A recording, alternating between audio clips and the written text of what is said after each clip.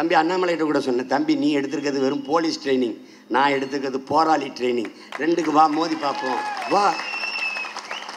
நீ ரொம்ப சாதாரண என் முன்னாடி ஒன்று உனக்கு பிரதமர் ஓட்டு கட்டு வருவார், ஹோம் மினிஸ்டர் வருவார், ஃபினான்ஸ் மினிஸ்டர் வருவார், எனக்கு எல்லாமே நான் தான். அப்போ நான் தானடா கத்து. ஏன்னா நான் குட்டையில் வலை வீசலை, குளத்தில் வலை வீசலை, பெருங்கடலில் வீசுகிறேன். தமிழ் பேரினம் என்கிற பெருங்கடலில் முடிந்த வர வீசுகிறேன், விண்ணை நோக்கி வீசுகிறேன். என்னை வீழ்த்துவது என்பது சரித்திர கொம்பு. என்னை கொன்று ஒழித்தாலே ஒழிய நான் வென்று முடிப்பதை எந்த கொம்பனாலும் தடுக்க முடியாது. நீ 1000 கோடியை கொட்டு, 5000 கோடியை கொட்டு, வாங்கிக்கிட்டு எனக்கு தான் போடுவான் ஓட்டு. கச்சத்தீவை திருப்பி எடுப்பேன் தேர்தல் நேரத்தில். அப்படி வீரமாக பேசுகிறேன். நீங்கள் அருணாச்சல பிரதேசத்தில் 11 மாவட்டங்களுக்கு, சிரிக்காத, 11 மாவட்டத்திற்கு மேலே பல மலைகளுக்கு பேர் வச்சு, சீனாவில் பேர் வச்சு 30 இடத்துக்கு மேலே அவன் போர்டு வச்சுட்டு போயிட்டான், பழக வச்சுட்டு போயிட்டான் சீனா. ஏன் அந்த வாய்ஸ் ஒன்று காணும்? ஆசாத் காஷ்மீரை மீட்போம், பாகிஸ்தான் ஆக்கிரமிப்பு காஷ்மீரை மீட்போம், கச்சத்தீவை மீட்போம், அருணாச்சல பிரதேசம். ஒரு தடவை சொல்லுங்களேன், ஏன் உண்மையிலே இராணுவம் வச்சிருக்காங்க. இப்போ ஏன் இதில் என் தலைவன் படல் என்ற வச்சா எந்த தொலைக்காட்சியும் காட்டாது? ஏன்? பயம். நான் நினைப்பேன், படத்தை பார்த்தே இந்த பயம்னா அப்போ படையை பார்த்தா என்ன பயம்? நீ அப்படி மடக்கி ஒடுக்கி வைக்கிறதுக்கு நான் கொடை இல்லை, புலிப்படை என்பதை புரிஞ்சுக்கிட்டு நீ என் ஆட்டம் காட்டணும். இதில் ஒன்றும் கிடையாது. தம்பி உதயநிதி வருவார், எப்படி முதலமைச்சரான பற்றியில் மோடியை கண்டா படுத்துருவார், அமித்ஷா கண்டா படுத்துருவார், அம்மா சசிகலா கண்டால் முட்டிக்கால் போட்டு படுத்துருவார். அவர் படுக்கிறதுலேயே குறிய இருக்கு. முட்டி போட்டார், தவழ்ந்து வந்தார், இப்படி பதவியை வாங்கினார், முட்டி போட்டால் தவழ்ந்து வந்தார். உங்கள் தாத்தா மட்டும் என்ன போட்டார்? முட்டையாக போட்டார். பேரறிஞர் அண்ணாதுரை அவர்கள் ஆட்சியில் ஒரே ஒரு அமைச்சர் மேலே ஊழல் குற்றச்சாட்டு வருது, பொதுப்பணித்துறை அமைச்சர் மேலே. யாரா இருக்கும் நீ நினைக்கிற? The same blood. அண்ணா இறந்துட்டாரு, யார் மேலே ஊழல் குற்றச்சாட்டு வந்ததோ அவர் கையிலேயே நாடும் அதிகாரம் போயிடுச்சு, நாடு நாசமாக போயிடுச்சு. That's all your honour. இவ்வளோதான் நடந்தது. டாக்டர் ராஜீவ்காந்தி கொண்டுட்டாரு, சரி எங்கள் அண்ணன் டெரரிஸ்ட்டு. ராஜீவ்காந்தி எங்களை 20,000 பேரை கொண்டார். அவருக்கு என்ன பேர்? International terrorist. அப்படி ஒன்றா வைக்கலாமா? அப்படி வைக்கலாமா? கஷ்டமாக இருக்குல்ல, கேட்க சங்கடமாக இருக்குல்ல? அப்படிதான்டா எங்கள் அண்ணனை நீங்கள் டெரரிஸ்ட்னு சொல்லும்போது எனக்கு வலிக்கும், என் பிள்ளைகளுக்கு வலிக்கும். நான் கூண்டுக்குள்ளே இருந்து கூவுற 7 நாள் சத்தம் கேட்கல. ஒரு நாள் கூரை மேலே ஏறி கூவும் போது எவனும் காதை பொத்திக்கிட்டு நகர்ந்து போக முடியாது. அப்பாவுக்கு முன்னாடி மகனை, மகனுக்கு முன்னாடி அப்பாவை நிர்வாணப்படுத்துது, தண்ணியை கொட்டி விட்டுருது. தண்ணின்னு கேட்டால் பிடிச்சி வச்ச மீன்லேருந்து சிந்திக்க கசிஞ்சு வர்ற அழுக்கு மீன் ரத்தத்தை நக்கி குடியுங்குது. என்ன இதில் காட்சிப்படுத்தி பாரு எப்படி இருக்கணும். ஒரு கொலை வெறி வரும்பாரு, அதையெல்லாம் பொறுத்துக்கிட்டு ஜனநாயக முறையில் அம்மா ஓட்டு போடுங்கம்மா, அம்மா ஒரு ப்ளீஸ்மான் கட்டிக்கிட்டு இருக்கம்பாரா, எங்களுக்கெல்லாம் கோயில் கட்டி கும்பிடுங்களா? நீங்கள் ஓட்டு போட போகிற ஒன்றை ஒதுங்கி நிற்காத, கண்ட சின்னங்கண்டு கலங்கி நிற்காத,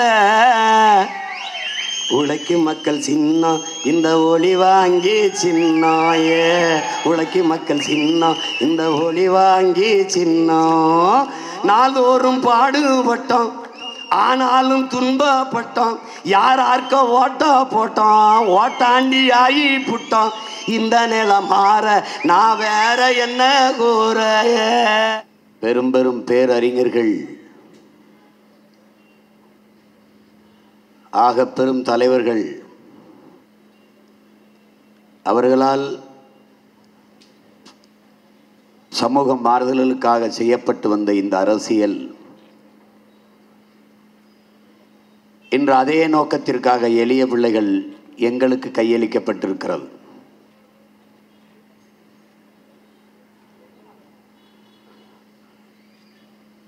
இங்கே அரசியல் என்பது வாழ்க ஒழிக என்று கோஷமிடுவது, தேர்தல் வரும்போதெல்லாம் 200, 300, 1000, 500 என்று காசை வாங்கி கொண்டு வரிசையில் நின்று வாக்கு செலுத்துவது, தனி மனித அபிமானங்களை தலைமையேற்று நிற்பது, சின்னங்களை பார்த்தே வாக்கு செலுத்துவது, இதுவெல்லாம் நீண்ட காலமாக இருந்த கட்டமைப்பு. புறையோடி போன பன்னெடுங்காலமாக ஏற்கப்பட்டிருக்கிற ஒரு மரபை தகிர்த்து புதிய ஒரு கட்டமைப்பை உருவாக்குவது என்பது எவ்வளவு பெரிய கடுமையான பணி என்பதை வரலாற்றை வாசித்து வந்த பெருமக்களுக்கு தெரியும். இங்கே தனி மனித அபிமானத்தை தலைமையேற்காமல் ஆகச்சிறந்த தத்துவத்தை தலைமையேற்க வேண்டும் என்கிற கோட்பாட்டை உள்வாங்கியவர்கள் நாங்கள்.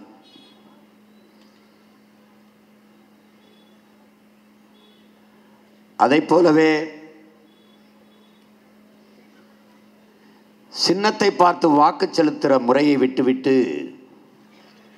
அவர்கள் முன்வைக்கிற எண்ணங்களை கணக்கில் எடுத்து அதற்கேற்ப வாக்கு செலுத்த வேண்டும் என்ற கருத்தியல் சிந்தனை கொண்டவர்கள் நாங்கள்.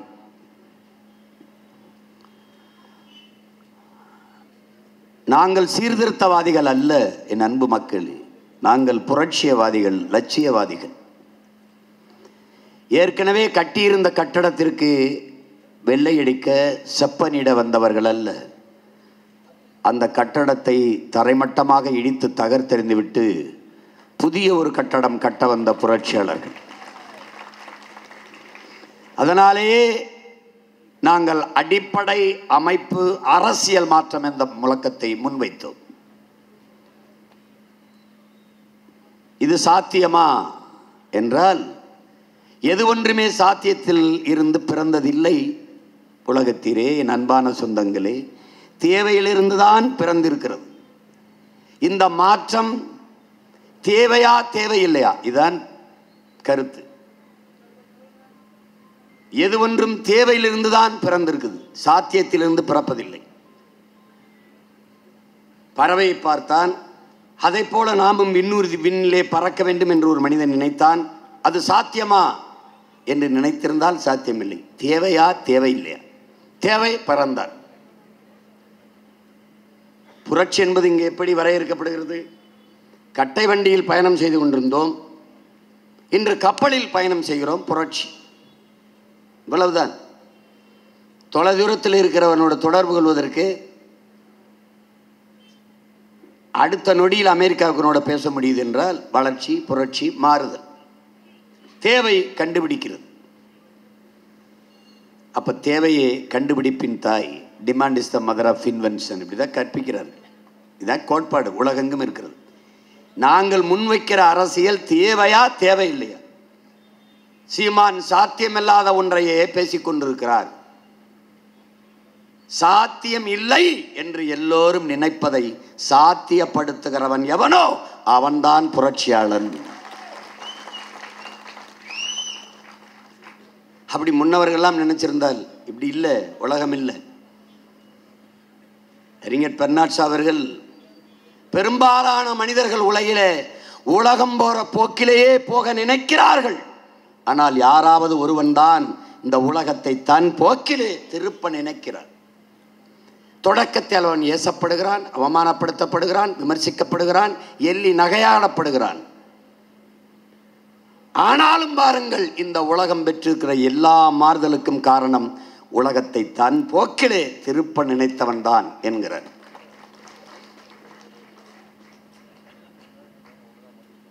கனவுகளுக்கு பதிலாக அறிவியலையும், கண்ணீருக்கு பதிலாக புரட்சியையும் பூமியில் விதைத்த மாமேதை மார்க்ஸ் அப்படி நினைத்திருந்தால் மாறுதல் இல்லை. ஏங்கல்ஸ் இல்லை என்றால், சாக்ரட்டிஸ் இல்லை என்றால், பிளாட்டோ இல்லை, அரிஸ்டாட்டில் இல்லை. சாக்ரட்டிஸ் சொல்லுகிறான், தன் குறை காண்பவன் பிறர் குறை காண்பவன் அரை மனிதன், தன் குறை காண்பவன் முழு மனிதன் என்கிறார். இது சாக்ரட்டிஸின் சிந்தனை. சாக்ரட்டிஸுக்கு முன்பே எங்களுடைய பாட்டனார் வள்ளுவர் பெருமகனார் தந்தருளிய மறைமொழியில் ஏதிலார் குற்றம் போல் தம் குற்றம் காண்கிற்கு பின் தீதுண்டோ மண்ணும் உயிருக்கு. பெரும் பெரும் அறிஞர்கள் பிறந்த நிலம், மேதைகள் பிறந்த இனம். ஆனால் வரலாறெங்கிலும் உரிமை பறிக்கப்பட்ட அடிமைப்படுத்தப்பட்ட இனங்கள் அரசியல் செய்து, கிளர்ச்சி செய்து, புரட்சி செய்து விடுதலை பெற்றிருக்கிறது. ஆனால் தமிழ் தேசிய மக்கள் அடிமையாக வாழ்வதையே அருமையான சுதந்திரம் என்று கருதி கொண்டு வாழ்ந்து கொண்டிருக்கிறார்கள். ஆனால் அம்பேத்கர் அவர்கள் ஒருவன் அடிமையாக இருக்கிறான் என்பதை உணர்த்திவிடு, பிறகு அவனே கிளர்ச்சி செய்து போராடுவான் என்கிறார். 13 ஆண்டுகளாக அந்த பணியைத்தான் நாம் தமிழர் பிள்ளைகள் தமிழர் நிலமெங்கும் செய்து கொண்டு வருகிறோம். கிளர்ச்சி வருகிறதா, எழுச்சி வருகிறதா, புரட்சி வருகிறதா? ஆம், வருகிறது. ஒரு சாதியை சொல்லி அரசியல் கட்சி தொடங்குவது எளிது. மதத்தை சொல்லி அரசியல் செய்து விடுவது எளிது. ஏன்? சாதி மத உணர்ச்சி எளிதில் பற்றிவிடும். மதம் ஒரு ஆவின் என்கிறான் மார்க்ஸ். அது இதயமற்றவர்களின் இதயம்ங்கிறான். அபின் நாக்களை தொட்டு வச்சன போதை ஏறிடும். ஐயா பெரியார் அவர்கள் கள்ளு சாராயம் குடித்தவனுக்கு கூட படுத்து உறங்கினால் போதை தெளிந்து விடும். சாதி மத போதை ஏறினால் செத்தாலும் போகாது. சுடுகாட்டில் வரைக்கும் பொதகுழியில சமாதியில் எழுதி வைப்பான், ஆறுமுக நாடார், சுப்பிரமணிய கவுண்டர். செத்து நீ பொதகுழியில புதஞ்சாலும் சாதியோட தான் புதைப்பான். அப்ப சாதி மத போதை ஏறினால் அது செத்தாலும் தெளிகிறதில்லடாங்கிறான். அந்த இறுக்கமான கட்டமைப்பை தகர்த்து நீ நினைச்சு பாரு. படையாட்சியை நான் வேட்பாளராக போட்டால் ஆதி தமிழ் குடி பறையர் போட மாட்டான். பறையரை நிறுத்தினால் படையாட்சி போட மாட்டான். ஆனால் நான் நிறுத்தினால் 2 பேரும் போடுவான். காரணம், நாங்கள் தமிழர்கள் என்ற உணர்வு. இதுதான் அரசியல் பெருமாறுதல். இங்கே ஒரு நோய் இருக்கிறது. தமிழர் யார் வந்தாலும் என்ன சாதி, என்னாலுக தமிழர் யார் வந்தாலும் நம்ம மதமா, இஸ்லாமா, கிறிஸ்தவரா, இந்துவா, இதை பார்க்கிற ஒரு போக்கு. இந்துவை நிறுத்தினால் இஸ்லாமிய தமிழர் வாக்கு செலுத்த மாட்டார். கிறிஸ்தவரை நிறுத்தினார் இந்து தமிழர் இஸ்லாமிய தமிழர் வாக்கு செலுத்த மாட்டார். இஸ்லாமியரை நிறுத்தினால் இந்து தமிழர் வாக்கு செலுத்த மாட்டார். பிறகு இதில் எந்த தமிழர் எழுவார், வாழ்வார், உயர்வார்? வாய்ப்பில்லை. இங்க என்ன இருக்கு? எவ்வளவு பெரிய சாதியாக இருந்தாலும் சரி, அந்த சாதி சார்ந்த ஒரு தலைவன் நின்று இந்த நாட்டை ஆளுகிற உயரத்துக்கு வருவது என்பது சாத்தியம் இல்லை. தேவரை நிறுத்தி ஒரு தேவர் இந்த நாட்டை ஆள்வது இல்லை. படையாட்சியை நிறுத்தி இந்த நாட்டை ஆள்வது சாத்தியப்படலை. கவுண்டரை நிறுத்தி இந்த நாட்டை ஆள்வது சாத்தியப்படலை. அப்ப என்ன ஒரு சாத்தியம் இருக்கிறது, ஒரு வாய்ப்பு இருக்கிறது? எல்லோரும் சேர்ந்து ஒரு தமிழனை நிறுத்தினால் அந்த தமிழன் இந்த நாட்டை ஆள வாய்ப்பு இருக்கிறது. எம்ஜிஆர்ட்ட கேட்காத சாதி, அம்மையார் ஜெயலலிதாட்ட கேட்காத குடிப்பெயர் சாதி, ஐயா எடப்பாடி கிட்ட கேட்கிறான்னா தமிழன் தலைமை ஏற்கிறதுல இவன் தாங்க மாட்டான். அதான் பிரச்சனை. யார் வந்தாலும் அப்படியே தலைமை ஏற்பான். தமிழன் எவன் வந்தாலும் சாதி கேட்பான். இதான் இவனுக்கு பிடித்திருக்கிற உளவியல் நோய். இந்த சிக்காம இந்த சகதிகளை தப்பி 13 ஆண்டுகளாக ஓடி வந்த ஒரே மகன் நான் மட்டும்தான்.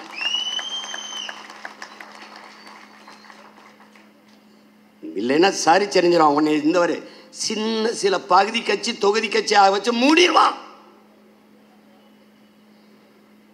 எல்லா தொகுதியிலும் ஏன் போட்டிடுற?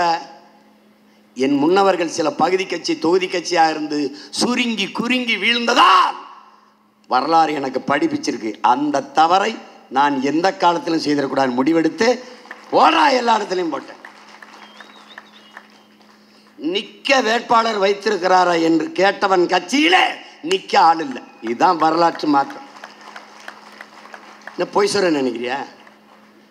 40 இடத்துல போட்டி போட்டிருக்க ஒரே கட்சி நான் மட்டும்தான். அதுக்கப்புறம் அம்மா மம்தா பானர்ஜி, அதுக்கப்புறம் கெஜ்ரிவால். எல்லா இடத்துலையும் போட்டி போட்டுக்கிறது நாங்கள் 3 பேர் தான். எங்க? இந்தியாவிலேயே. இந்தியாவிலேயே ஆணுக்கு பெண் சமம் இல்ல, ஆணும் பெண்ணும் சமம் என்ற கோட்பாட்டை ஏற்று 20 இடம் கொடுத்திருக்க முதல் கட்சி நாம் தமிழர் கட்சி தான். பெரியாரை பேசுபவர்கள் பேசிக்கொண்டுதான் இருப்பார்கள். பிரபாகரன் பிள்ளைகள் தான் நடத்தி காட்டுவார்கள், நிகழ்த்தி காட்டுவார்கள், சாதிப்பார்கள். ஐயா அப்படி வந்துகிட்டு இருக்கும்போது வந்துக்கிட்டு இருக்கும்போது மின் கம்பத்தில் ஒருத்தன் ஏறி நின்றுட்டு காமராஜ் வாழ்கன்னு இருக்கான். இவர் இறங்கி வான்னு, நான் வாழ்வேன், நீ போய் சந்திரா வந்து இறங்கு அப்படின்னா. அது மாதிரி அவர் வாழ்கன்னு எங்கள் அண்ணன் பேரை சொன்னாலும் உள்ளே இருக்கிற ஐயா ஸ்டாலின் வாழ்த்துறாரு. அதான் அவங்க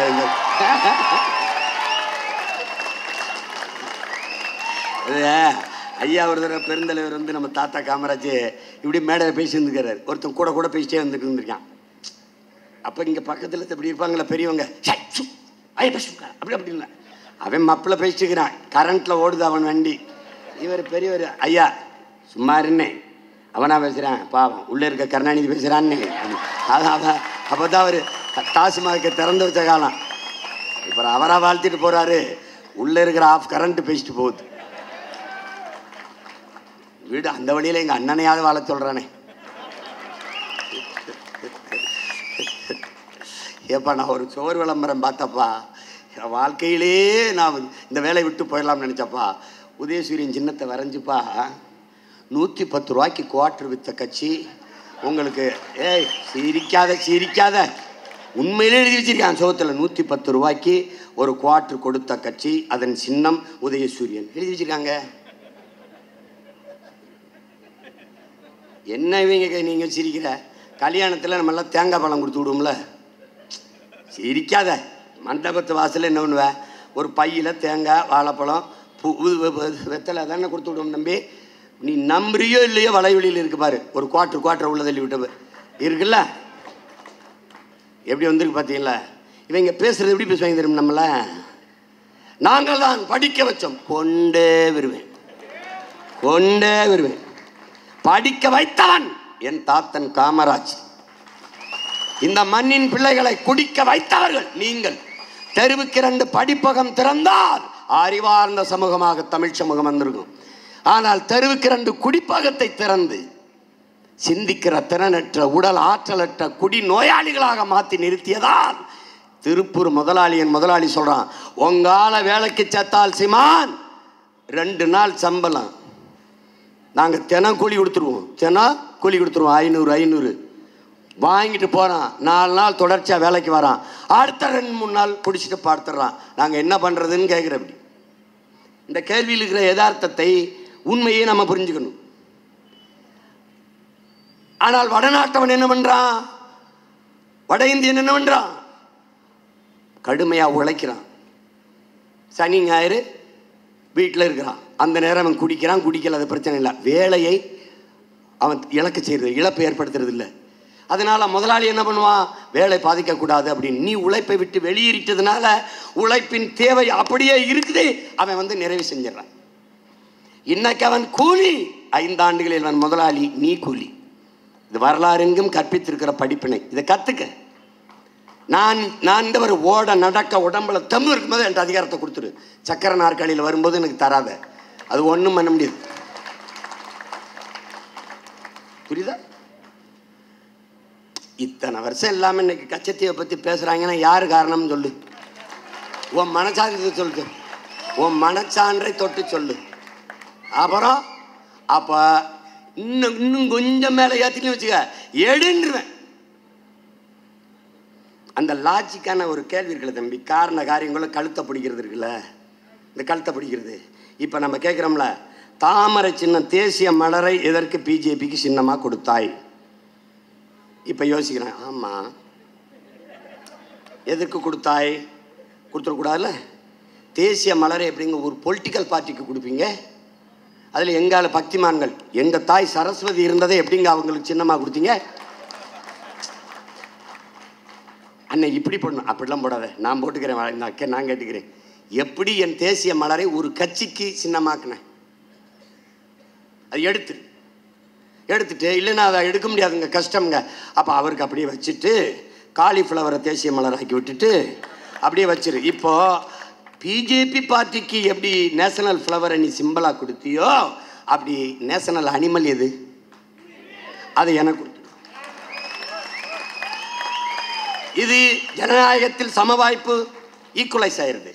நீ என்ன பண்ணி, அவருக்கு தாமரை எனக்கு புலி, அவர் சரஸ்வதியோட கனெக்ட் ஆயிடுவார், நான் ஹார்ட் டு ஹார்ட்டு, நேரடியாக புலியோட கனெக்ட் ஆயிடுவேன். எனக்கு ஒரு பிரச்சனை கிடையாது. 2 பேர் தாட்டுக்கு ஒத்து போது பாருங்கள். நீங்கள் சரஸ்வதிக்கிட்டே இருங்க, நான் என்னுடைய கோட்பாட்டோடு நான் போய் இணைஞ்சிக்கிறேன். That's all your honour. இப்போ வசமாக சிக்கனே பாரு, ஒன்று நீ அதை எடுக்கணும், இல்லை புளி எனக்கு கொடுக்கணும். எப்படி போடுவேன் சண்டை? இதுதான். இப்படி எப்படி கச்சத்தீவை, எப்படி கச்சத்தீவை திருப்பி எடு. காரணம், என் பரம்பரை சொத்து, என் பாட்டன் சேதுபதி மன்னனுடைய சொத்து.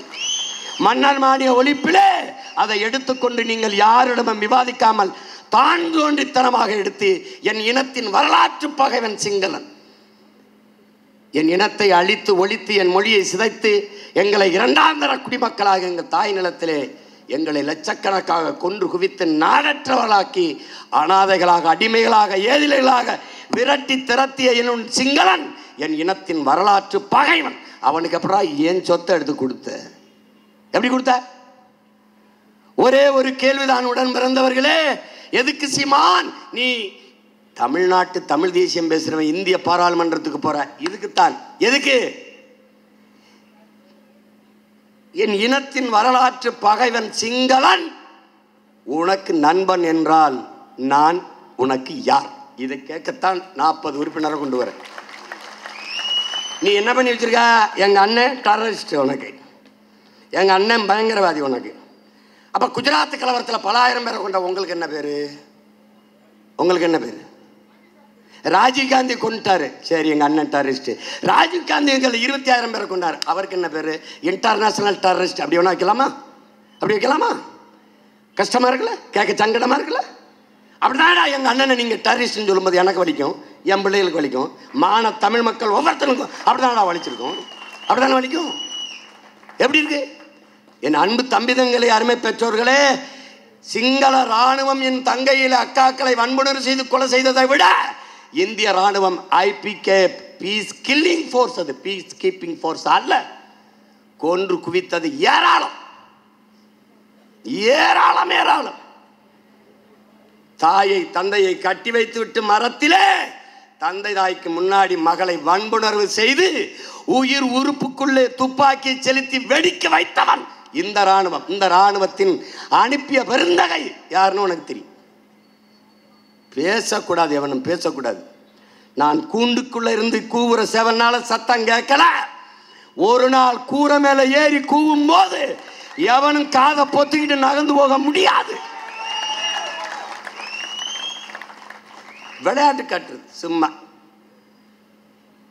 அந்த அவரு டெரரிஸ்ட் அவர் இது பண்ணிட்டு இப்படி பேசிட்டு அப்படியே வண்டி ஓட்டிட்டாங்க.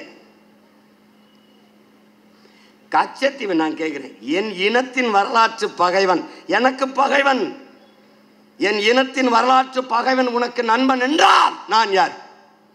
இந்த நாடு அறிவார்ந்த தமிழ் சமூக தம்பி தங்கைகளே, இந்தியா இருந்ததில்லை, உருவாக்கப்பட்டது. பாரத நாடு பைந்தமிழர் நாடு. நல்லா கவனிச்சுக்கணும். இந்த நாடு உருவாக்கப்பட்டது. இந்த நாடு அடிமைப்பட்டு கிடக்கிற போது இந்த நிலப்பரப்பின் விடுதலைக்கு தூக்கிலே தொங்கி செக்கிழுத்து வதைபட்டு மிதிபட்டு ரத்தம் சிந்தி போராடி செத்தவன் தமிழன். தமிழன் மறுக்கிறதுக்கு இருக்க? பகத்சிங் தூக்கில் தங்கியிருக்கான், என் பாட்டெல்லாம் தூக்கில் தங்கியிருக்கான். RSS BJP தலைவரில் ஒருத்தன் தூக்கில் நான் காட்டுறான்.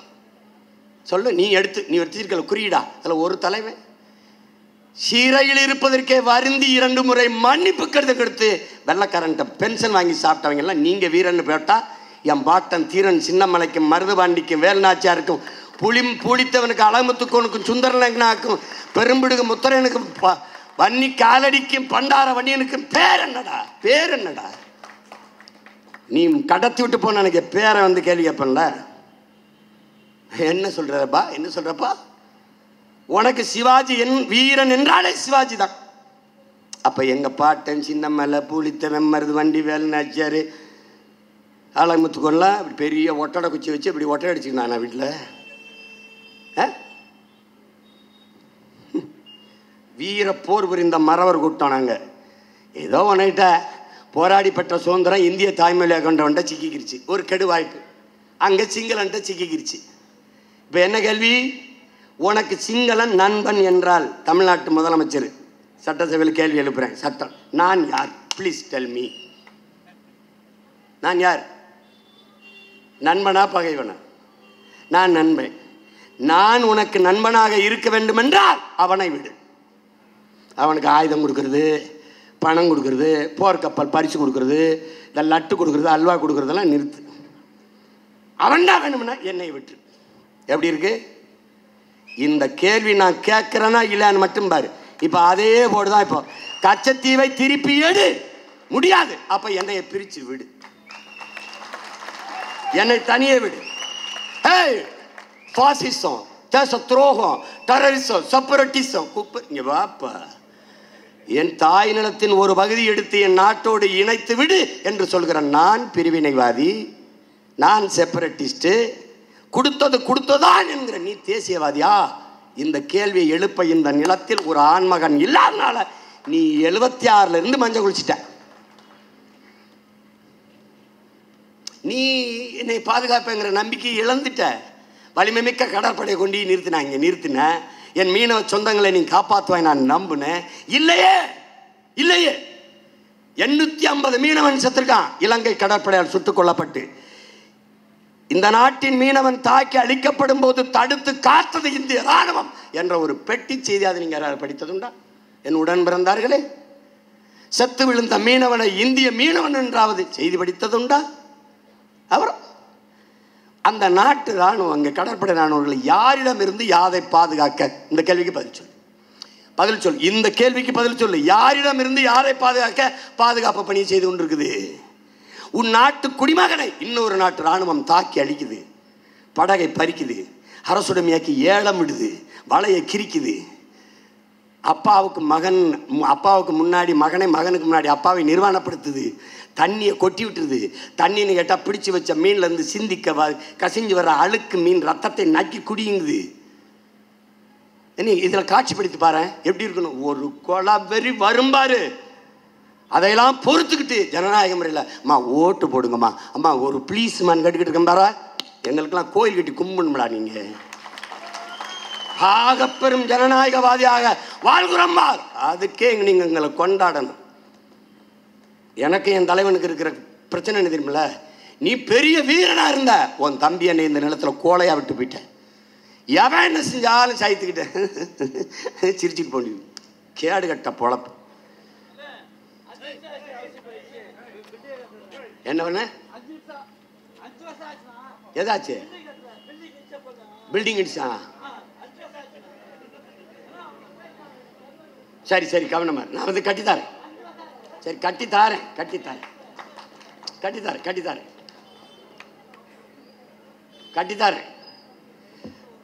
அடுத்த கரண்ட் தெரியுதா? தமிழர்கள் எப்படி இருக்காங்கன்னு, எப்படி வார்த்தை விட்டுருக்காங்க பார்த்தியா? இந்த மயக்க நிலையிலேயே நம்மளை வைத்திருப்பதால் தான் மஞ்சள் குளிச்சுட்டு ஆண்டுகிட்டே திடுறான். வா, மேட்ரு சீரியஸா இருக்கு, நீ இதுக்கெல்லாம் போகாத. இப்ப என்ன கதைன்னா, நம்ம மீனவர்களை இந்த பாடுபடுத்துற. இப்ப கச்சத்தீவை பிடிக்கிற நான் என் மீனவனை காப்பாற்ற அழுது முடிஞ்சு போச்சு. வேறு நான் 19 வயசுல என் தங்கச்சி ஒருத்தி தாலி எடுத்துட்டாங்க ராமேஸ்வரத்தில். அப்போ கட்சி ஆரம்பிச்சு புதுசு நான் ஜெயிலுக்கு இதுக்குமா போயிட்டு வந்துக்கிட்டு இருந்தேன். அந்த நேரத்தில் இறந்து போயிட்டாங்கன்னு இந்த மீனை வீட்டுக்கு போனேன். எல்லாரும் அழுதுகிட்டு இருந்தாங்க. அவள் அங்கே மூலையில் உட்காந்து அழுதுகிட்டு இருந்தவ அவள் அத்தனை பேர் இருக்காங்களா ஆம்பளை, என்னை வந்து சட்டையை பிடிச்சிக்கிட்டுங்க, இப்படி இழுத்துக்கிட்டுங்க பலார்னு அரைகிறாங்க. அரைஞ்சு என்ன கேட்குறேன், உன் தங்கச்சி தாலி எடுத்துகிட்டு இருக்கிறத பார்க்க வந்தியான்னு கேட்குறான். நான் எத்தனை வருஷாச்சு நான் மறக்காமல் இருக்கேன் பாருங்க. எப்படி மறப்பேன்? அப்போ எவ்வளோ வன்மை எனக்கு இருக்கேன். நான் முதலமைச்சராகிறது என் ஆத்தாக்கு பத்தா, என் பெரியம்மா சின்னம்மா என் தங்கச்சி தாலி எடுத்துகிட்டு இருக்கிறதாடா, அதுக்காக வந்துடுவேன்னு நினைக்கிறேன். இங்கே வரு, தாலி அறுக்க வச்சவன் தலை இல்லாமல் செய்கிறதுக்கண்டா பிரபாகரன் மகன் இந்த நிலத்துக்கு வர்றேன். அதிகாரத்துக்கு வரணும் சும்மா அப்படி ஆள் கொஞ்சம் பொண்டாட்டி பிள்ளைகளுக்கெல்லாம் பதவி வாங்கி கொடுத்து அப்படியே பங்களா கட்டி வாழ வைக்கிறதுக்குல்ல ராஜா. அதுக்கு வந்தவன் நினைச்சிடாது நீன்னு. நான் நெய்தல் படம் அமைப்பேன். இவர் நெய்தல் படம் எப்படி அமைப்பேன்? போலீஸை நீ எப்படி ஆள் எடுக்கிற அப்படிதான் நான் எடுப்பேன். தம்பி, போலீஸ் இருக்கு நாட்டை பாதுகாக்க, நீ நம்புற, அப்புறம் எதுக்கு வீட்டில் ஒரு வாயில் காவலன் செக்யூரிட்டி போடுற, எதுக்கு வாட்ச்மேன் போடுற? அப்படிதான் நீ கோஸ்ட் கார்டு போட்ட, அது வேஸ்ட் கார்டு ஆயிடுச்சு, அதனால போடுறேன்டா நான் நெய்தல் படை, நான் கட்டுறேன். ஆகச்சிறந்த பயிற்சி. தம்பி அண்ணாமலைகிட்ட கூட சொன்னேன், தம்பி நீ எடுத்துருக்கிறது வெறும் போலீஸ் ட்ரைனிங், நான் எடுத்துக்கிறது போராளி ட்ரைனிங், ரெண்டுக்கு வா மோதி பார்ப்போம் வா. நீ ரொம்ப சாதாரண என் முன்னாடி ஒன்று, உனக்கு பிரதமர் ஓட்டு கட்டு வருவார், ஹோம் மினிஸ்டர் வருவார், ஃபினான்ஸ் மினிஸ்டர் வருவார், எனக்கு எல்லாமே நான் தான். அப்போ நான் தானடா கத்து. என்னது நீ சும்மா ஏதோ ஒரு ஆட்டம் காட்டிக்கிட்டு அல்லாடிக்கிட்டு. சரி, ஆனால் இப்போ ஒரு நாடகம் நடக்குது இந்த நாட்டில். அறிவார்ந்த தமிழ்ச்சக தம்பி தங்கைகள் எந்திரிச்சுக்க. இந்த ஒரு நிலம்தான் உனக்கு இருக்கு, நல்லா கவனிச்சுக்க. உன் இடத்தினை உறுதி செய், உன் இனத்தை முன்னிறுத்து. இருக்க இடமற்றவன் அனைத்துலகம் பேச அருகதையற்றவன். இந்த தத்துவத்தை நல்லா உள்வாங்கிக்க. இருக்க இடம் இல்லைன்னா நீ அனைத்துலகம் பேசி அரசியல் பேசுறது அருகதை இல்லை உனக்கு. இங்கே நின்றுக்கிட்டு ரஷ்ய ஏகாதிபத்தியமே அமெரிக்க ஏகாதிபத்தியம் முன்னே கேட்கிறேன் அப்படி எங்கிட்டு கேட்கிற? தள்ளிப்படா, இடமே ஓன் இடம் இல்லை. நீ ஆக்கிரமிக்கப்பட்டு உன் அன்னை நிலம் அடித்து விரட்டப்பட போகிறாய். அங்கே ஆயுதத்தை வைத்து அடித்து விரட்டினான், இங்கே ஆக்கிரமித்து விரட்ட போகிறான். எழுதி வச்சுக்க. தாளில் ஏதாவது சும்மா இல்லை சார் பதிவு எழுதி வச்சுக்க. 5 வருஷம் கழிச்சு நடக்கலை, அடி வாங்கும்போது என் ஞாபகம் வரும், அண்ணே ஓடியானு அண்ணே ஓடியானு அண்ணே அப்படின்னு வரும்ல. திருப்பூரில் அடித்தான் தெரியுமில்ல, அந்த அடி வாங்கி ஓடுறதுக்கு கீழே பதிவு என்ன தெரியுமில்ல, என் குரல் தான். எப்படி? நான் போதிக்கும் போது உங்களுக்கு புரியாது, ஆனால் பாதிக்கும் போது புரியும் என்று சொன்னேன். அதை போட்டிருக்கான். இப்போ பாதிக்குது புரியுதுன்னு. அதனால தான் இத்தனை பேர் என்னை சுற்றி திரண்டு நிற்கிறான். ஏன்னா அண்ணன் முதுகில், நம்ம முதுகில் அடி வாங்கும்போது அண்ணன் குளிஞ்சு தாங்கிருச்சு. இப்படி எத்தனை பேர் முதுகில் அண்ணன் அடி தாங்க முடியும்? எல்லாரும் சேர்ந்து தடுப்போம்னு இப்போ கிளம்பிட்டான். அதுதான் இந்த 32 லட்சம் பேர் மான தமிழ் மக்கள் எளிய பிள்ளைகள் எங்களுக்கு ஓட்டு போட்டு 3வது பெரிய அரசியல் கட்சியை ஆக்கின மாதிரி அவன் வந்தான். இந்த 32 62 ஆக்க முடியும், 62 1 கோடியை 22 ஆக்க முடியும். ஏன்னா நான் குட்டையில் வலை வீசலை, குளத்தில் வலை வீசலை, பெருங்கடலில் வீசுகிறேன். தமிழ் பேரினம் என்கிற பெருங்கடலில் முடிந்த வர வீசுகிறேன், விண்ணை நோக்கி வீசுகிறேன். என்னை வீழ்த்துவது என்பது சரித்திர கொம்பு. என்னை கொன்று ஒழித்தாலே ஒழிய நான் வென்று முடிப்பதை எந்த கொம்பனாலும் தடுக்க முடியாது. நீ 1000 கோடியை கொட்டு, 5000 கோடியை கொட்டு, வாங்கிக்கிட்டு எனக்கு தான் போடுவான் ஓட்டு. எப்படி? என் தம்பி சரவடி சரவணன் பாடின பாட்டு மாதிரியே இருக்குன்னு நினச்சி அவனாயிட்டு கட்டி பாடிடுவான், அருமையாக பாடிடுவான். ராத்திரி 12 மணிக்கு அண்ணன் இந்த பாட்டு அனுப்பியிருக்கேன் கேட்டு சொல்லுங்க அப்படிவா. எங்கள்லையும் வெறி கொண்ட மிருகங்களை நாங்களும் மாறி சாமம்புறா தூங்காமல் கட்டும் பாய்ச்சல் இருக்கும். குறுக்க எவனும் வந்துடாத குதறி விட்டு போயிடுவோம். ஆமாம், சும்மா உனக்கு ஈழத்து பாவேந்தன் புதுவை ரத்தினதுரை பாடிய பாடலை திரும்ப திரும்ப உனக்கு பதிவு செய்கிறேன் பாரு. என் அன்பான மக்களே, உங்கள் தாய் நிலத்தை பேரன்பு கொண்டு காதலியுங்கள். உங்களை பெற்ற தாயோ உங்களை 10 மாதம்தான் சுமந்தாள். ஆனால் இந்த பூமி தாயோ உங்கள் அன்னை நிலமோ உங்கள் வாழ்நாள் முழுமைக்கும் உங்களை சுமக்கிறாள். நீங்கள் பிறந்த உடனே அன்னையின் மடியில் இருந்த அடுத்த அடி எடுத்து வைத்தது அவள் மடியில் தானே. நீங்கள் இறந்த பிறகு புதைந்தோ எரிந்தோ சாம்பலாவது அவள் நெஞ்சில் தானே. ஆகையினாலே என் அன்பு மக்களே, உங்கள் தாய் நிலத்தை பேரன்பு கொண்டு நேசியுங்கள். ஏன்? நிலத்தை இழந்தால் பலத்தை இழப்பீர்கள், பலத்தை இழந்தால் இனத்தை இழப்பீர்கள். ஆதலினாலே என்னரும் மக்களே, உங்கள் தாய் நிலத்தை பேரன்பு கொண்டு காதலிங்கள் முடிகிறான். இதை என்னரும் தம்பி தங்கைகள் ஆழ்ந்து கவனிச்சுக்கணும். எதுக்கு இவ்வளோ கத்துறேன்? இந்த ஒரு இடம் தான்டா இருக்கு. தெற்காசியம் முழுமைக்கும் பரவி வாழ்ந்தவனடா நீ. இமயம் இந்தவார் வடதிசை கங்கையும் தென்திசை வடதிசை கங்கையும் இமயமும் கொண்டு தென் திசை ஆண்ட தென்னவன் வாழி என்று பாடுது சிலப்பதிகாரம். எப்படி? பகிர்வெளி ஆற்றனர் பன்மலை அடுக்கத்து குமரிக்கோடும் கொடுங்குடர் கொல்ல வடதிசை கங்கையும் தென் இமயமும் கொண்டு தென் திசை ஆண்ட தென்னவன் வாழி. அதுவரை வடவேங்கடம் தென்குமரி ஆயிடை தமிழ் கூறும் நல்லுலகன்னு. வடவேங்கன்னா திருப்பதி நினச்சிருக்கேன், வேங்கன்னா இடம், வெங்கடம் என்றால் வெப்பம். தக்கான பீடபூமி வர பறவை வாழ்ந்தாங்குது. அதான் அது உண்மையான பொருள். அப்போ துணைக்கண்டா முழுமைக்கும் பறவை வாழ்ந்தவன் காலடிகள் குறுகி நிற்கிற. அங்கே ஒரு இடம் இருந்துச்சு, அடித்து விரட்டிட்டான். இந்த ஒரு நிலம் தான் இருக்குது, விரட்ட போகிறான். அப்போ என்ன செய்யணும்? விழிப்புணர்வே விடுதலையின் முதல் படி. எந்திரிச்சுக்கணும், எச்சரிச்சுக்கணும், கவனமாக இருக்கணும். எப்படி இருக்கணும்? புலியின் விழிகளைப் போல விழித்திருக்கணும். பாய்ச்சலுக்கு தயாராக இருக்கணும். அப்போ புலி பதுங்குவது பயந்து அல்ல, பாய்ச்சலுக்கு என்பதை அறிவார்ந்த தமிழ் சமூக தம்பிதங்கள் புரிஞ்சுக்கணும். டே 7 அடி நீளம் தான் 70 அடி பின்னோக்கி போகிறோம். அங்கே இருந்துதான் வேகம் எடுத்து ஓடி வந்து தாண்டுறோம். தாண்ட போகிறது 7 அடி தான். ஆனால் பின்னோக்கி போனது 70 அடி. 70 அடி பின்னோக்கி போவதாலேயே நாம் பயந்து போகிறோம், தோற்று போகிறோம் என்பது அர்த்தம் அல்ல. 7 அடி முன்னோக்கி பாயுறதுக்குத்தான். நல்லா புரிஞ்சுக்க. நீ ஒருத்தன் வாழ்க்கையை வெறுத்துருச்சு, சாகலான்னு முடிவெடுத்துட்டான். என்ன சரின்னு தெரியல. அப்படி சாகலாம் போது அங்கே ஒருத்தர் உட்காந்துருக்கான், தாடி முடியுமா, ஒரு பெரிய ஆள், அப்படியே ஒரு சித்தர், ஒரு ஞானி, ஒரு யோகி, ஒரு எவனோ வச்சுக்கோ. என்ன தம்பி பிரச்சனை பண்ணு? எனக்கு வாழை பிடிக்கலையா, ஒன்றுமே இல்லையா, எதுவுமே சரியில்லையா, வாப்பான்னு கூட்டி போடுற. காட்டுக்குள்ளே நடந்து ஒத்தடி பாதில் 2 பேரும் போகிறாங்க. போனோன்னு அழகான காடுகள், மூங்கில் காடுகள், பூந்தோட்டங்கள், அப்படி சோலையாக இருக்குது. அங்கே ஒரு குடிசை. அங்கே போய் உட்கார்ந்து பார்த்தோன்னே அந்த அப்படி அவ்வளவு அழகாக இருக்குது.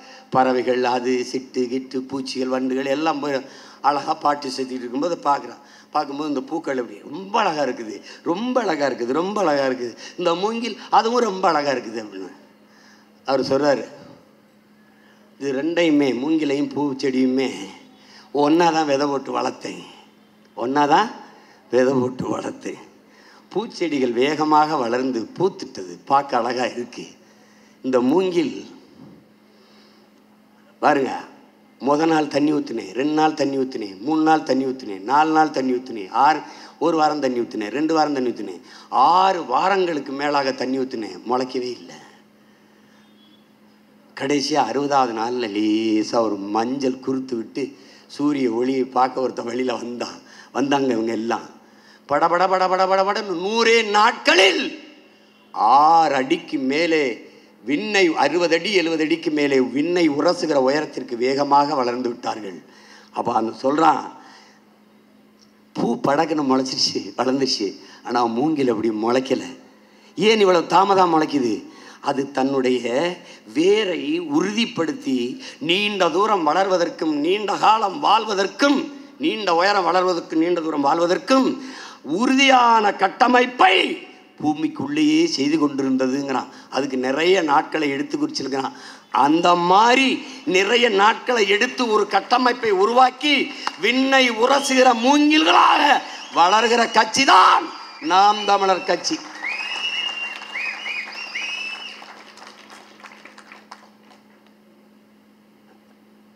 அது எளிதாக வீழ்த்திடலாம், அப்படி இது பண்ணிடலாம். இவெல்லாம் ஒரு ஆளா இல்லாதவன் சின்ன தெரிஞ்சுக்கிட்டு எதுக்கு ஒழிக்கிற? ஆளா இல்லை, இவெல்லாம் ஒரு ஆள் இல்லை அப்படின்னா கேட்குற இடத்துல கூட்டம் போட அனுமதி கொடுக்க வேண்டியதானே? அது அனுமதி இல்லை. இதெல்லாம் விடப்பா, எனக்கு நடந்த நகைச்சுவையெல்லாம் கேட்டுக்கப்பா. நெய்வேலி பழுப்பு நிலக்கரி மின்சார அந்த இதை தனியாருக்கு கொடுக்க போகிறாங்கப்பா மத்திய அரசு. கொடுக்கக்கூடாதுன்னு நாங்கள் தடுக்க போராட போகிறேன்ப்பா. எனக்கு அனுமதி மறுக்கப்படுது. நல்லா கொஞ்சிக்க, திமுக ஆட்சியில் மறுக்கப்படுது. என்ன கொடுக்குது? சீமா நீங்கள் பேசினால் மின் உற்பத்தி பாதிக்கப்படும். சிரிக்காத, சிந்திச்சு பாரு. இது படிக்கும்போது என்னடா உங்கள் கொடுமை, நான் இங்கே பேசுனா அங்கே எப்படா உற்பத்தி நிற்கும்? முடிஞ்சுங்க. அப்புறம் ஜெயலலிதா காலம்ங்க, அப்போ போராட போகிறேங்க. சீமா நீங்கள் பேசினால் அங்கே மின் உற்பத்தி பாதிக்கப்படும். அதே ஒரே இதுக்கு அச்செடுத்து வச்சுட்டு வாங்கி கொடுங்க. நான் இங்கே பேசுனா இங்கே எப்படி மின் உற்பத்திக்கு பாதிக்கப்படும்? இலங்கையில் திருச்சிக்கிட்ட அகதி முகாம், ஏதிலிகள் முகாம், அதுக்கு பக்கத்தில் ஒரு 3 கிலோமீட்டர் கிட்ட தான் கூட்டம். 3 கிலோமீட்டருக்கு இங்கே தள்ளி அதுக்கு அனுமதி மறுக்கப்படுது. ஏன்னா இவர் இங்கே பேசுவது அங்கே கேட்கும். அங்கே கேட்டால் முகாமில் இருக்கிற இளைஞர்கள் எழுச்சி வருவார்கள்.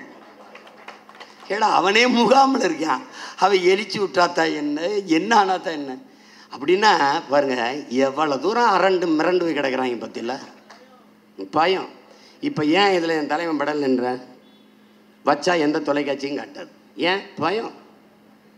நான் நினைப்பேன், படத்தை பார்த்தே இந்த பயம்னா அப்போ படையை பார்த்தா என்ன பயம்.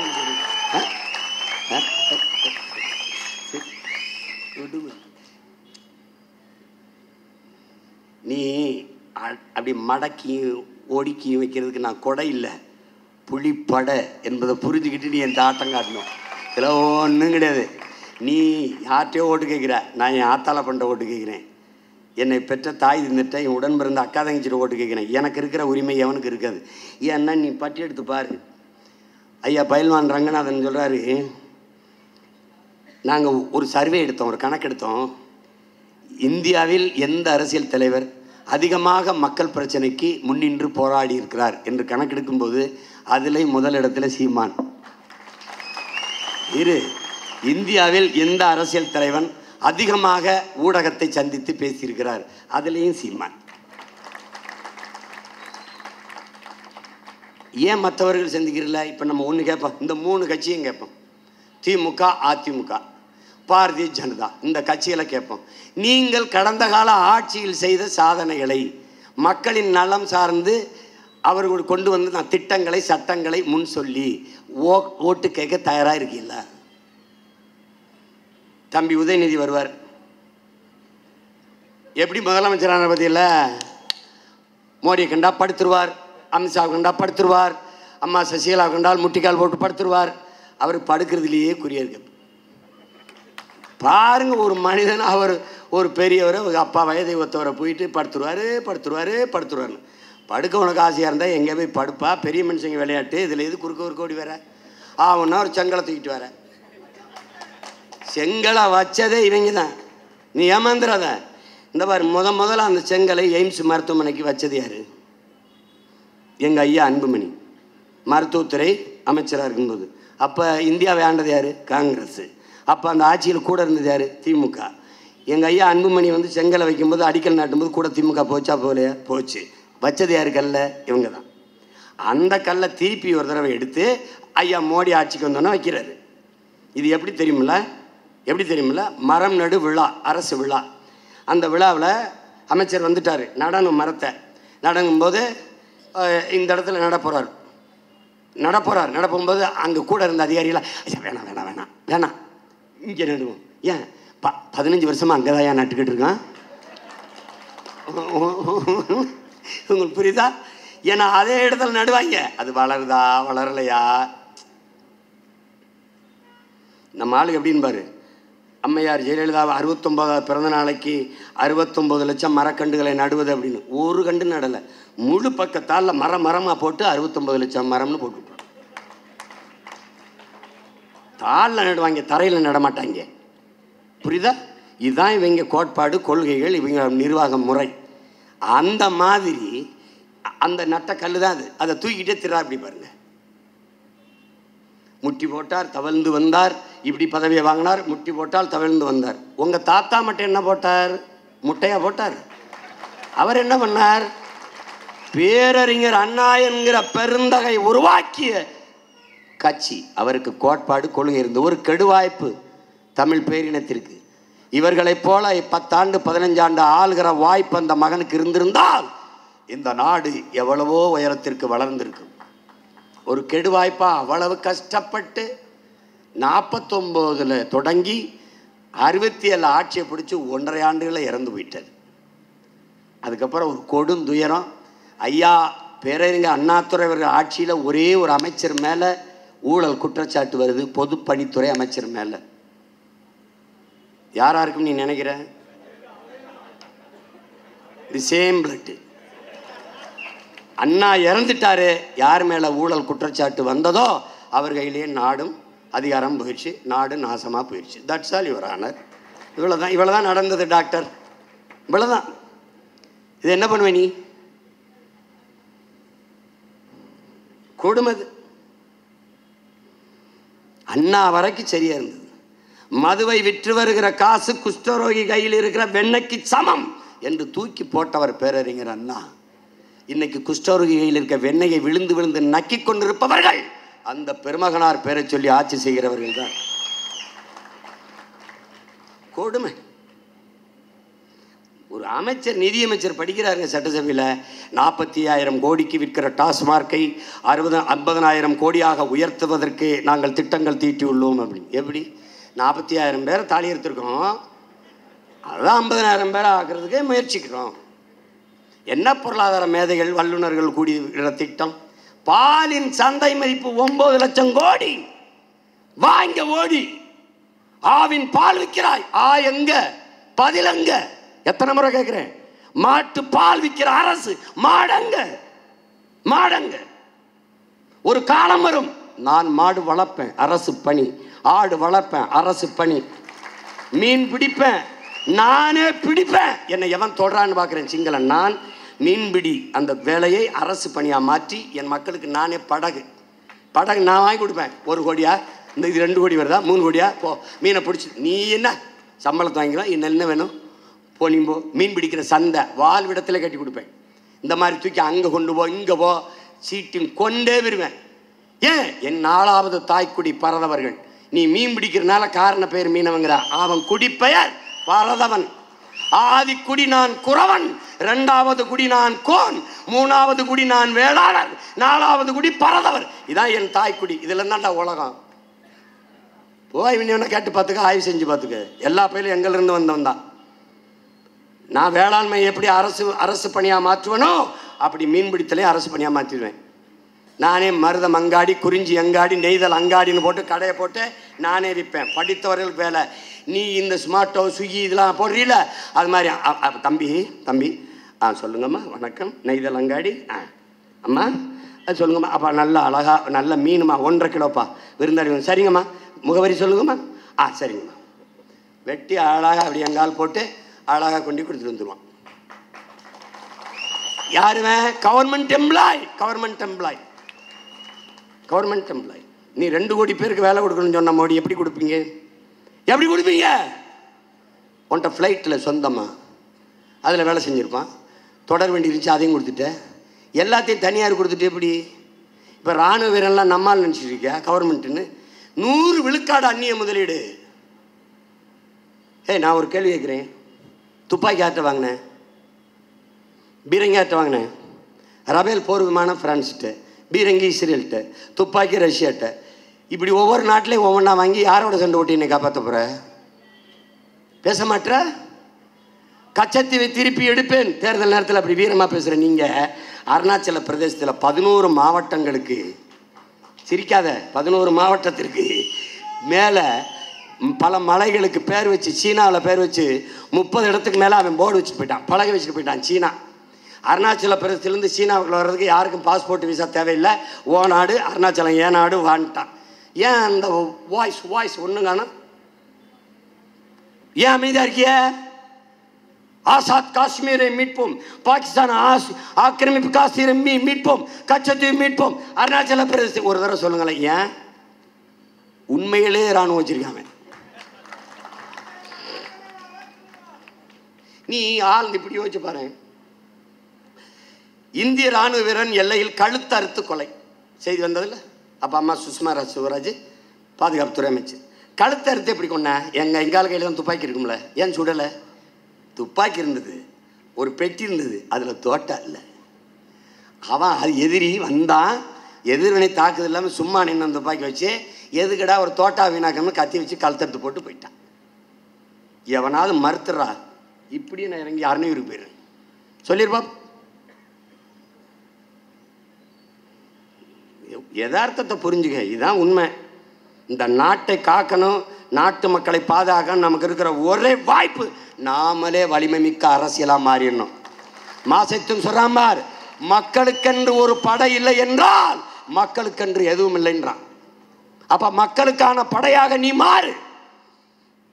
கருவி ஏந்தாத கருத்தியல் புரட்சி படை, ஆயுதம் ஏந்தாத அறிவாயுதம் ஏந்திய படை, சீருடை அணியாத துப்பாக்கி தூக்காத மக்கள் இராணுவமாக தமிழ் தேசிய மக்கள் மாறணும். இல்லைன்னா முடிஞ்சிடும்.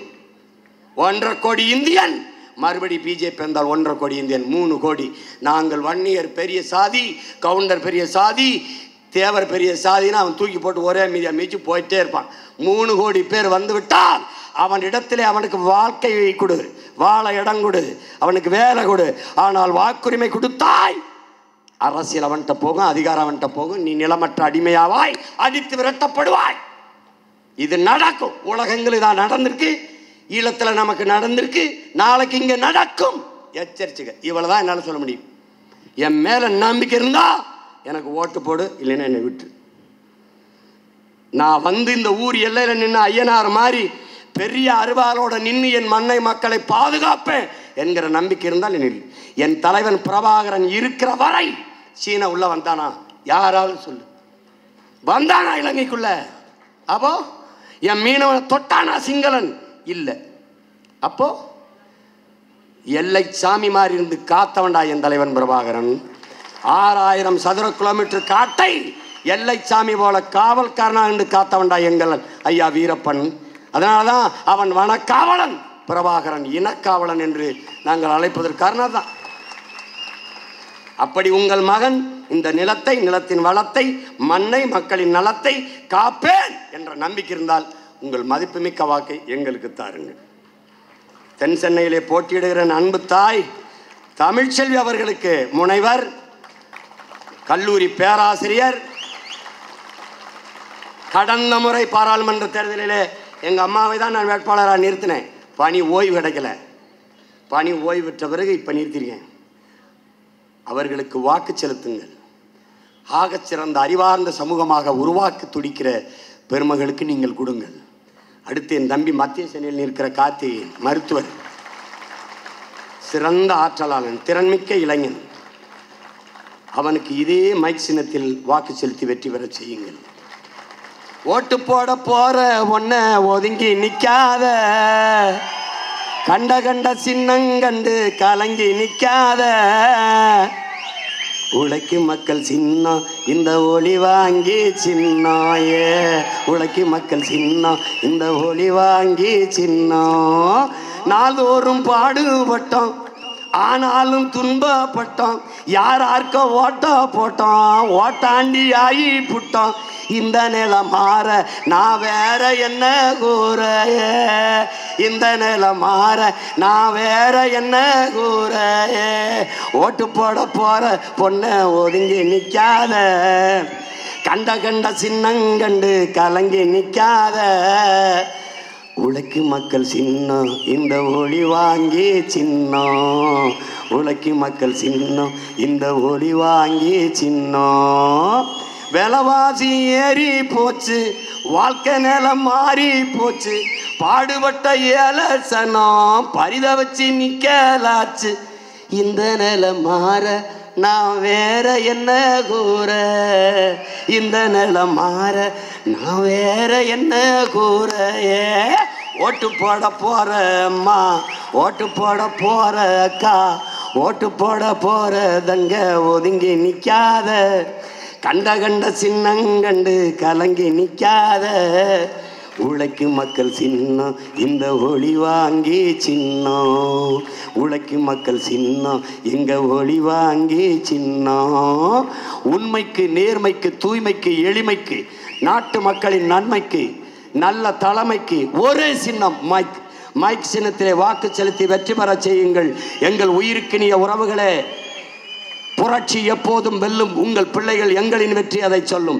எங்கள் இலக்கு ஒன்றுதான், இனத்தின் விடுதலை.